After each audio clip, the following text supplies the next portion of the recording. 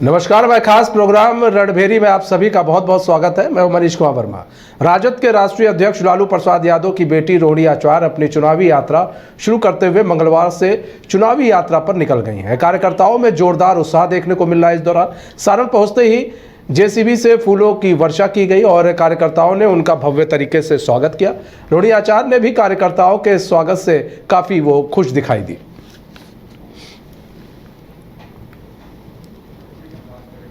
तो रोहिणी आचार्य सारण पहुंची, जहां पर उनका जोरदार स्वागत किया गया। आपको बता दें, सारण से वो लोकसभा की प्रत्याशी हैं और चुनावी शंखनाद आज रोहिणी आचार्य ने कर दिया। तो मंगलवार से वो चुनावी यात्रा पर निकल गई। कार्यकर्ताओं में जोरदार उत्साह देखने को मिला इस दौरान, और सारण पहुंचते ही जेसीबी से फूलों की वर्षा की गई और कार्यकर्ताओं ने उनका भव्य तरीके से स्वागत किया। रोहिणी आचार्य ने भी कार्यकर्ताओं के जो स्वागत से वो काफ़ी खुश नजर आए। आप देखिए, तस्वीरों में भी देख सकते हैं किस तरह से जो है रोहिणी आचार्य का जो आरजेडी के कार्यकर्ता हैं उनका स्वागत कर रहे हैं और जेसीबी से फूलों की वर्षा भी करते हुए नजर आ रहे हैं और काफ़ी उत्साहित लग रही हैं रोहिणी आचार्य। ऐसे में तमाम सवाल उठ रहे हैं, उन सवालों का हम जवाब जानेंगे। हमारे साथ हमारे मेहमान भी जुड़ चुके हैं। हमारे साथ प्रमोद सिन्हा जुड़ चुके हैं, आरजेडी के प्रवक्ता हैं। निशांत करपटने जी जुड़ चुके हैं, कांग्रेस के प्रवक्ता हैं। सुमित शशांक जी जुड़ चुके हैं, बीजेपी के प्रवक्ता हैं। आप सभी मेहमानों का बहुत बहुत स्वागत है। सबसे पहले हम सुमित शशांक जी आपका रुख कर लेते हैं। सुमित शशांक जी, आज जिस तरह से रोहिणी आचार्य पहुँची सारण लोकसभा क्षेत्र में, वहाँ पर उनका बड़ा भव्य स्वागत भी किया गया। ऐसे में रोहिणी आचार्य कितना आप लोगों के लिए सिरदर्द बनेंगी सारण लोकसभा सीट पर? देखिए, मेरा स्पष्ट रूप से मानना है और भारतीय जनता पार्टी का स्पष्ट रूप से मानना है कि हम समाज के अंतिम पायदान पर बैठे हुए व्यक्ति के सपनों को पूरा करने के लिए कार्य करते हैं। गरीबों के बच्चों के जो आंखों में जो सपने हैं उनको पूरा करने के लिए क्रमबद्धता के साथ भारतीय जनता पार्टी कार्य करती है। बिहार के प्रत्येक वर्ग, जाति, पंथ, मजहब, संप्रदाय से आने वाली जो बेटियां हैं, उन सभी बेटियों के का जो भविष्य है उसको सुनिश्चित करने की दिशा में लगातार हम काम करते हैं। जब आरजेडी और आरजेडी प्रायोजित, जो आपने देखा होगा कि जब कभी भी आरजेडी की सरकार रही और आरजेडी प्रायोजित तंत्र सत्ता में जब काबिज रहा तो कौन सबसे ज्यादा प्रश्रय पाता था? बालू माफिया, भू माफिया, शराब माफिया, ये तीनों कहीं ना कहीं प्रश्रय पाते थे। और आपने देखा होगा कि माताओं का, बहनों का सड़कों पर निकलना जो है वो दूभर हो जाता था। तो ये भी तो समझने की बात है ना कहीं हमें इस तंत्र से बाहर निकलने की बात है। लालू जी जितना प्रेम अपनी बेटी से करते हैं और करना भी चाहिए, लेकिन बिहार की जो अन्य बेटियां हैं, बिहार के जो बच्चे हैं, बिहार के जो बेटे हैं, उनका भी तो भविष्य सुनिश्चित होना चाहिए ना। लालू जी के पुत्र एक मंच के माध्यम से एक गाना गा करके बताते हैं और गाना गाने की प्रैक्टिस करते हैं। तो लालू जी को तो पहले से ही पता था कि उनका बेटा जो है, उसका भविष्य जो है वो गा कर भी नहीं काम चला सकता है। तो जब वो गा कर भी नहीं काम चला सकते हैं तो उन्होंने अपने बेटे को मुख्यमंत्री बना दिया, उप मुख्यमंत्री के पद पे आसीन करवा दिया, नेता बना दिया। परंतु ये भी तो समझना है ना कहीं हम सभी को समझना है, बिहार की यशस्वी जनता को निर्णय लेना है कि छपरा की बेटी के साथ न्याय कब प्राप्त होगा। छपरा की बेटी क्या पूर्व मुख्यमंत्री पद पे जो आसीन रहे, उनकी बेटी जो है उनके साथ भी तो न्याय होना चाहिए ना। ऐश्वर्या राय के साथ भी तो न्याय होना चाहिए ना। क्या वो यादव कुल की बेटी नहीं है क्या? ये भी तो समझना है ना। और सिर्फ यादव कुल की ही बात नहीं है, बात तो समाज के अंतिम पायदान पे बैठे हुए व्यक्ति की है, गांव की है, गरीब की है, किसानों की है, उनकी उन्नति, उनके उत्थान की है, तरक्की की है। एक तरफ ये लोग बात करते हैं उन्नति और उत्थान की, तरक्की की, बिहार में शिक्षा की, लेकिन दूसरे तरफ शिक्षा का नाम सुनते ही जैसे लाल कपड़ा देख करके सांड भड़क जाता है, वैसे ही लालू जी शिक्षा, उन्नति और उत्थान का नाम सुनते ही भड़क जाते हैं। तो इस पर भी तो बात होनी चाहिए। कहीं ना कहीं हमें लगता है कि एक नैतिक दायित्व और एक नैतिक बोध के साथ लालू जी को, तेजस्वी जी को और राहुल गांधी जी को और इस प्रकार के लोगों को कहीं ना कहीं सोचना चाहिए कि कहीं जा करके बिहार के बच्चों के बिहार की रीढ़ की हड्डी तोड़ने का काम किया, उसके लिए भी तो काम ठीक है। प्रमोद सिन्हा जी, देखिए कई सारे सवाल जो है बीजेपी उठा रही है। अब यहाँ तक कि बहू को लाया जा रहा है, किस तरह से उनकी बहू को भी लाया जा रहा है कि उनको उनका सम्मान नहीं किया गया। ऐसे में बीजेपी तो सवाल उठा रही है, लेकिन एक सवाल ये भी उठ रहा है कि इतने अच्छे अच्छे कार्यकर्ता होने के बावजूद रोहिणी आचार्य ही आखिर क्यों? क्या वहाँ से लालू यादव का वर्चस्व रहा है सारण सीट पर? तो क्या इसको देखते हुए रोहिणी आचार्य को वहाँ से उतारा जा रहा है? देखिए, जिस प्रकार से अभी भाजपा के प्रवक्ता बोल रहे थे, देश में भी एक बहू जो है इंतजार कर रही है, उन पर भी इनको बोलना चाहिए। और भाजपा के 17 उम्मीदवार, लोकसभा का उम्मीदवार की घोषणा कर दी गई, जिसमें एक भी महिला उम्मीदवार को नहीं उतारा गया। ये लोग महिला सशक्तिकरण की बात करते हैं, नारी शक्ति की बात करते हैं, लेकिन जब महिलाओं को उनका हक और अधिकार देने की बात आती है नहीं तो लालू अगर अपनी बेटी को ही उतारेंगे तो महिला सशक्तिकरण होगा, और महिलाएं नहीं है आरजेडी में। सवाल तो ये भी है ना, महिला सशक्तिकरण की बात कर रहे हैं तो क्या अपनी बेटियों को उतार के ही सशक्तिकरण दिखाएंगे क्या?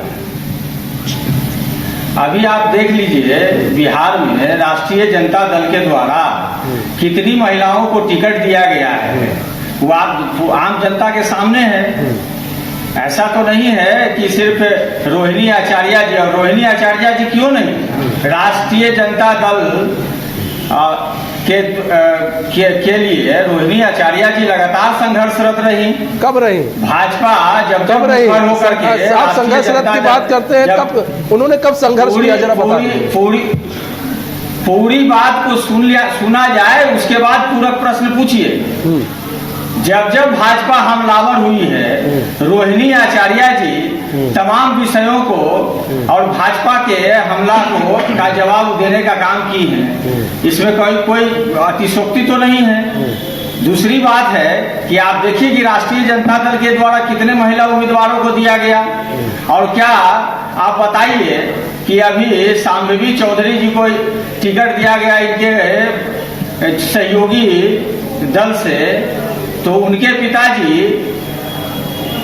अशोक चौधरी और उनके पिताजी महावीर चौधरी काफी लंबे समय से राजनीति में हैं, तो उन पर कहीं आप लोग सवाल नहीं उठाते हैं, ना भाजपा के प्रवक्ता सवाल उठाते हैं। आपका स्पष्ट जो है परिवारवाद की बात आप कर रहे हैं। आप इसको अच्छी तरीके से समझिए कि बिहार में जो सरकार है एनडीए की, उसमें कितने मंत्री परिवारवाद के उपज हैं। पूर्व मुख्यमंत्री जीतन राम मांझी जी के बेटे को मंत्री मंडल में जगह दिया गया, वो परिवारवाद नहीं। लालू जी की बेटी अगर लोकसभा सीट से उतरती हैं, उनको प्रत्याशी बनाया जाता है सारण की जनता के मांग पर, सारण के जो हमारे राष्ट्रीय जनता दल के तमाम विधायक और तमाम कार्यकर्ताओं की मांग पर, तो उनपे इन लोगों को बहुत दर्द हो रहा है। लेकिन जीतन राम मांझी जी के बेटे जब इन मंत्रिमंडल में शामिल करते हैं, उस पर ये लोग कुछ नहीं बोलते हैं। चिराग पासवान जी अपने बहनोई को टिकट देते हैं, उस पर कुछ नहीं बोलते हैं। तो ये दोहरा चरित्र कहाँ है? विवेक ठाकुर जी को टिकट दिया गया, उस पर परिवारवाद की बात नहीं होती है। ये दोहरा चरित्र कैसे काम चलेगा? ठीक है, जवाब भी ले लेते हैं, जवाब भी ले लेते। सुमित शशांक जी जवाब दीजिए। देखिए, मैं स्पष्ट रूप से बताना चाहूंगा और बिहार की जनता को इस बात को समझना है कि आरजेडी का एक तंत्र है, अफवाह तंत्र। वो लगातार जब भी सत्ता से बाहर होते हैं ना, तो एक अफवाह तंत्र के माध्यम से समाज को दिग्भ्रमित करने वाली बातें करते हैं। ये भी समझना है कि लालू जी ने पुनर्विश्वास किस पर किया है। एक से बढ़कर एक बाहुबली और एक से बढ़कर एक ऐसे लोग जिन्होंने अपने अपने क्षेत्रों में, अपने अपने कंस्टिट्यूएंसी में भ्रष्टाचार के आयाम स्थापित किए हों। बालू माफिया, भू माफिया, शराब माफिया, ये कहीं ना कहीं संगठित तरीके से जिन लोगों ने कार्य किया और जिनमें होड़ लगी है कि सबसे बड़ा बाहुबली कौन, और उन्हीं की तो पत्नियों को टिकट देने का काम कर रहे हैं ये। और जब ये आरोप लगाते हैं कि भारतीय जनता पार्टी ने 17 सीटों में से महिलाओं को कितनी सीटें दी, तो ये भी समझना है कि अभी एक माह पूर्व भारतीय जनता पार्टी ने राज्यसभा में एक ओबीसी महिला को भेजने का कार्य किया, एमएलसी में एक महिला को भेजने का कार्य किया। तो नारी सशक्तिकरण के लिए, मातृ मातृवंदन योजना के लिए, महिलाओं के लिए, ग्रामीण क्षेत्रों से आने वाली महिलाओं के लिए, आदिवासी क्षेत्रों से आने वाली माताओं के लिए, बहनों के लिए, चाहे वो गोंड जनजाति हो, चाहे भील जनजाति हो, चाहे मिलाला जनजाति हो, चाहे बैगा जनजाति हो, चाहे मीना जनजाति हो, इन सभी जनजातियों की माताओं बहनों के लिए किसने काम किया है, किसने उन्हें अपना बेटा माना है? आदरणीय प्रधानमंत्री नरेंद्र मोदी जी को इन्हीं माताओं बहनों ने अपना बेटा माना है, अपना भाई माना है। तो हम तो इस दिशा में काम करते हैं, हम तो उनके लिए काम करते हैं। सिर्फ लालू जी की बेटी का सपना ही सपना कैसे हो सकता है? ये भी तो समझने की बात है ना।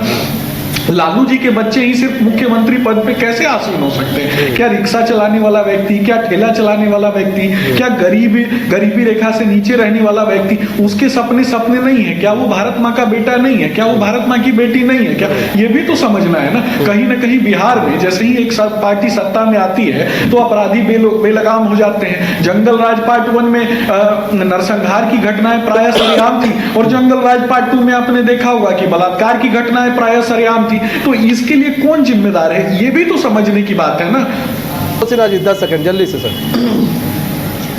17 महीने महागठबंधन की सरकार रही, और जो महागठबंधन के सरकार में जो हमारे नेता आदरणीय श्री तेजस्वी प्रसाद यादव जी ने जो चुनावी वायदा किया था 2020 के विधानसभा चुनाव में, उसको पूरा करने की दिशा में अग्रसर रहे। मात्र 70 दिनों के भीतर एक विभाग में 2.25 लाख नौकरियां देने का काम किए, और लगभग 5 लाख सरकारी नौकरी दी गई।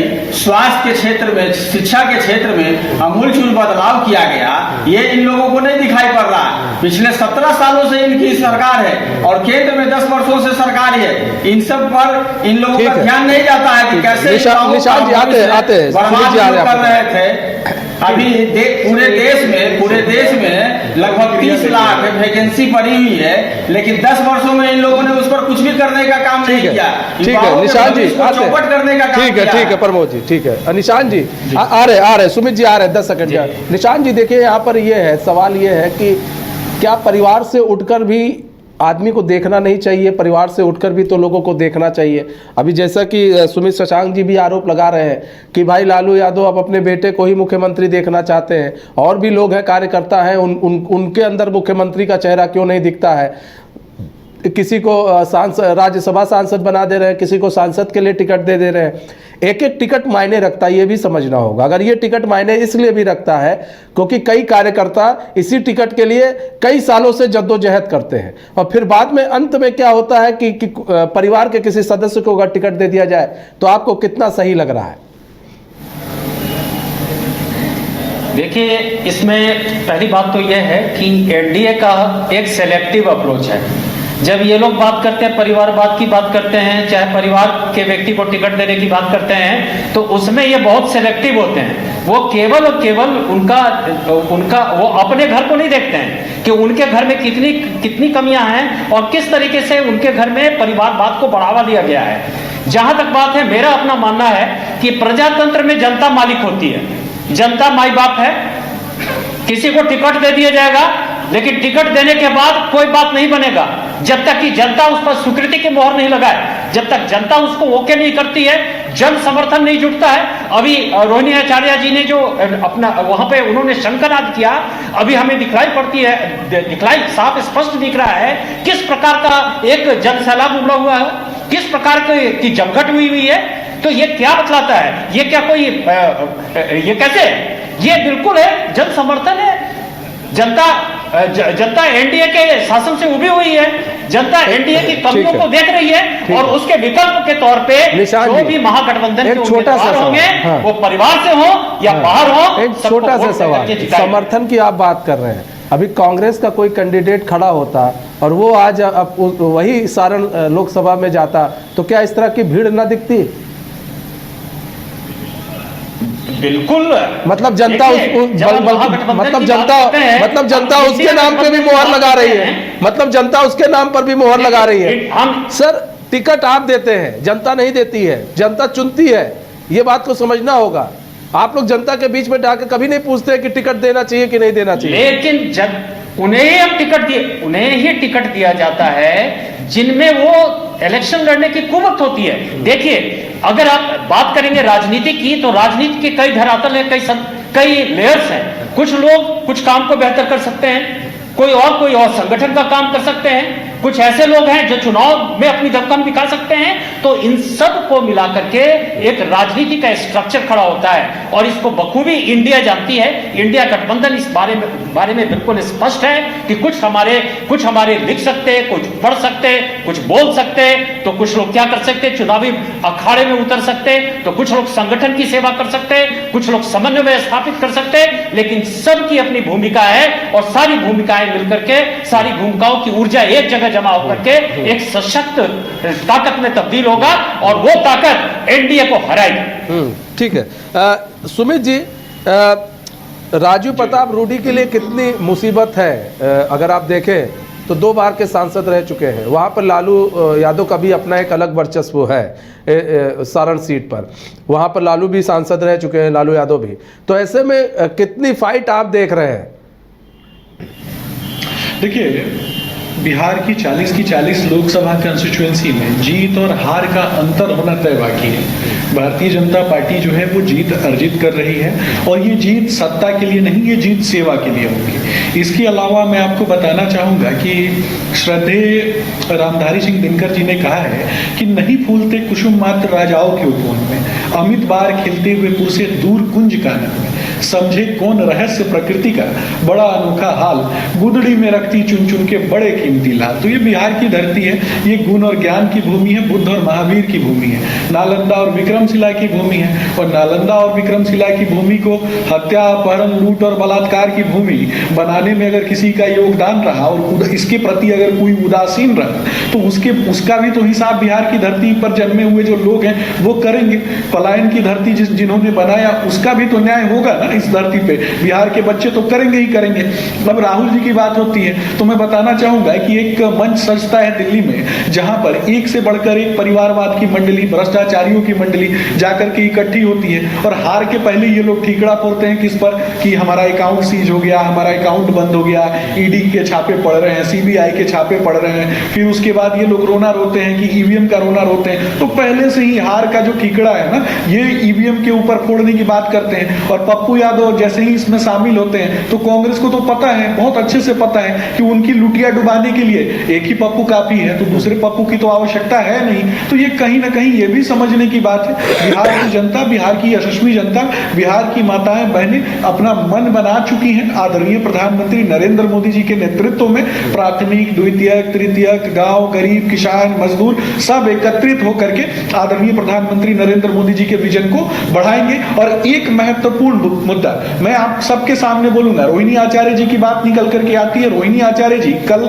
हरिहर नाथ मंदिर जाती है, यानी हरि और हर, हरि नारायण और भगवान शिव। लेकिन इनके नेता क्या कहते हैं? इनके नेता कहते हैं कि शक्ति के खिलाफ, अर्थात मां जगदम्बा के खिलाफ लड़ने की बात करते हैं, ये नारी शक्ति के खिलाफ लड़ने की बात करते हैं। और इनके प्रवक्ता से पूछिए, इनके नेता से पूछिए, तेजस्वी जी को मैं सीधा चुनौती देता हूं कि अगर वो आकर के मुझसे डिबेट करें, मैं उनको बताऊंगा कि दक्षिण भारत में एक सम्मेलन होता है, उस सम्मेलन का नाम है सनातन विरोधी उन्मूलन सम्मेलन, जिसमें स्टालिन जाकर के कहता है कि सनातन डेंगू है, सनातन मलेरिया है, सनातन एड्स है। तो उस जगह पे जब इसका शाब्दिक रूपांतरण करेंगे तो समझ में आता है कि हिंदुत्व को खत्म करने वाला आंदोलन। तो बिहार में जो जन्मे हुए 13 करोड़ से भी ज्यादा जो सनातन मान्यताओं में विश्वास रखने वाले लोग हैं, जो छठ पूजा करने के लिए उनकी माँ बहन जो है वो छठ पूजा कर सके, इसलिए जाकर के पूरा साल बाहर में काम करते हैं। उनसे उनके गुण, गोत्र, धर्म, पूजा पद्धति, उनकी छठ पूजा, उनकी दीपावली छीनने की जो बात करते हैं, उनके साथ ये गलभैया करते हैं, उनके साथ मित्र मंडली में बैठे हैं, उनके साथ एकजुटता के गाने गाते हैं। तो जवाब तो देना पड़ेगा ना। देखिए, अभी जिस प्रकार से भारतीय जनता पार्टी के प्रवक्ता बोल रहे थे, धर्म हमारे लिए आस्था का विषय है, उसका हम लोग राजनीतिकरण नहीं करते हैं जिस प्रकार से ये लोग राजनीतिकरण करते हैं। और रहा सवाल जवाब देने का, जो धर्माचार्यों ने जो सवाल उठाया था उनका ही ये लोग जवाब दे रहे थे कि वर्तमान परिप्रेक्ष्य में उन्होंने जो ज्वलंत सवाल उठाया था उस पर ये लोग जवाब देने का काम करते हैं। और रहा सवाल बिहार के परिप्रेक्ष्य में, तो 17 वर्षों से इनकी बिहार में एनडीए की सरकार है पलायन की बात कर रहे थे, तो 17 वर्षों में इन्होंने क्या किया है? 10 वर्षों से केंद्र में इनकी सरकार है, 2 करोड़ युवाओं को रोजगार देने की बात कह करके लोगों को भ्रमित करके सरकार में बैठने का काम करते हैं। लेकिन अभी तक इन्होंने कितने लोगों को नौकरियां देने का काम किया, ये जग जाहिर है। अभी 46 वर्षों में बेरोजगारी दर जो है सबसे चरम पर है। हंगर इंडेक्स में आज हमारे देश की स्थिति हमारे पड़ोसी मुल्कों, जो पड़ोस के मुल्क हैं, उससे भी बदतर स्थिति में पहुंचा दी गई है। इसके लिए जिम्मेवार कौन है?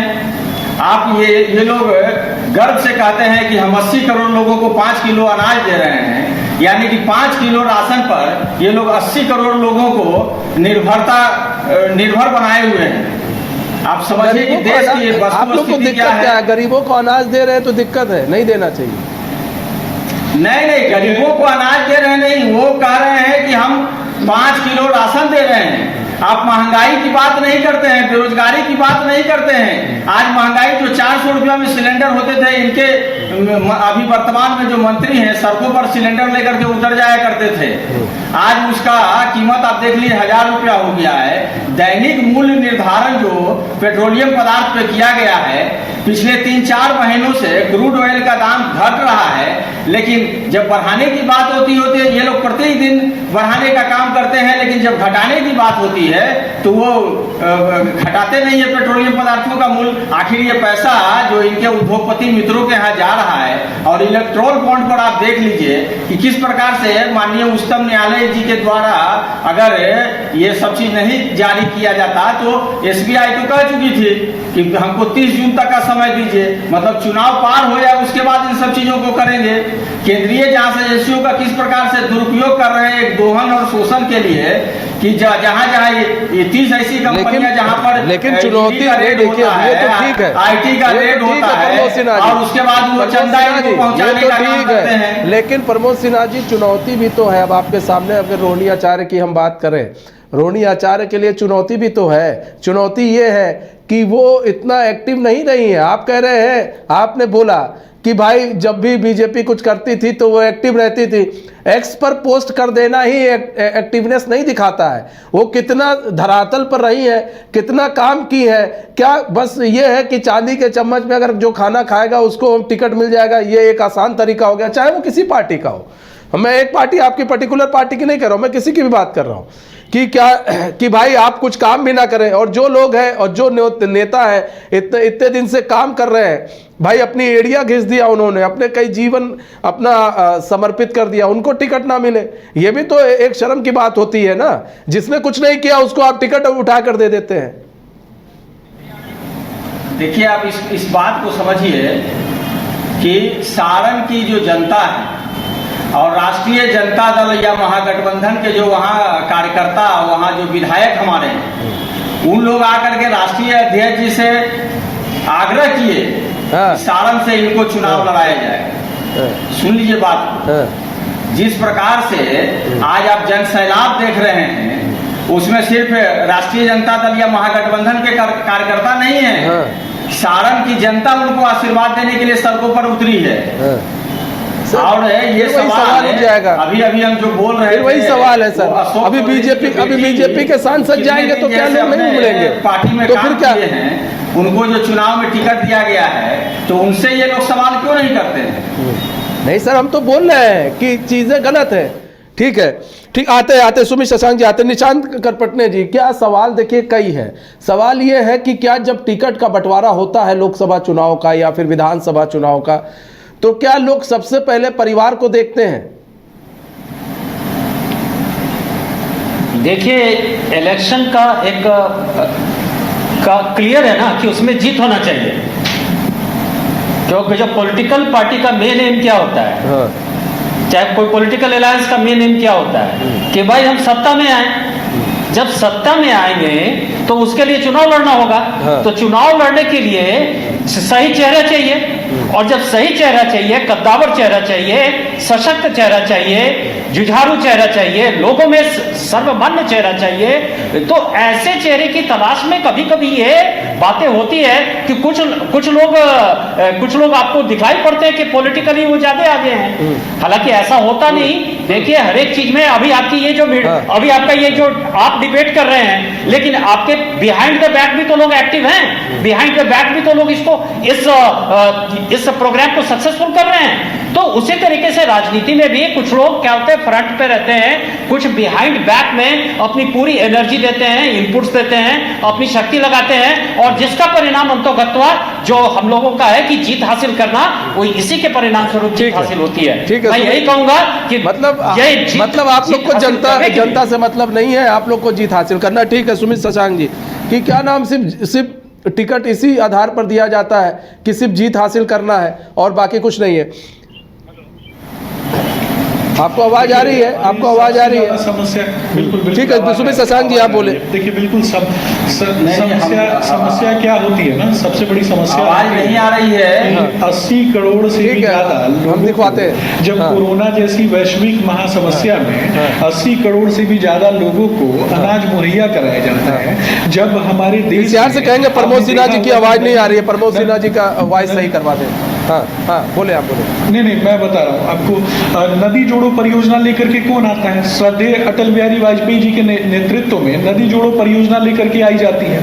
हजारों हेक्टेयर भूमि जो कि सिंचित नहीं थी, उस भूमि को सिंचित करने के लिए ये योजना लेकर के आई जाती है। हमारे एफसीआई के गोदाम जितना अनाज एक साल में पूरा भारतवर्ष कंज्यूम कर सकता है, उससे 2.5 गुना अनाज अगर हमारे एफसीआई के गोदामों में रहते हैं, और उन अनाजों को, उस अनाज को उपजाने वाले जो लोग हैं, जो देश की यशस्वी जनता है, उसको अगर डिस्ट्रीब्यूट किया जाता है, कोरोना जैसी वैश्विक महासमस्या में उनके लिए वैक्सीन की उपलब्धता कराई जाती है। गरीबों के लिए अगर प्रमोद सिन्हा जी आपको आवाज आई? अनाज की उपलब्धता आवाज आ रही है? अगर अनाज की उपलब्धता करते हैं, तो ये भी समझना है कि गरीब का बच्चा जब मरता है ना, तो ये लोग अपने कमरों में, ऐसी कमरों में बैठ के क्या अट्टहास करते हैं। जब गरीब का बेटा अथवा गरीब की बेटी अगर कुपोषण का शिकार होते हैं, तो ये लोग अट्टहास करते हैं। आपने तो देखा होगा ना, कुछ दिन पहले का भी एक चैनल का फुटेज देखा होगा कि गाड़ी चलाते समय भी लोग चाहते हैं कि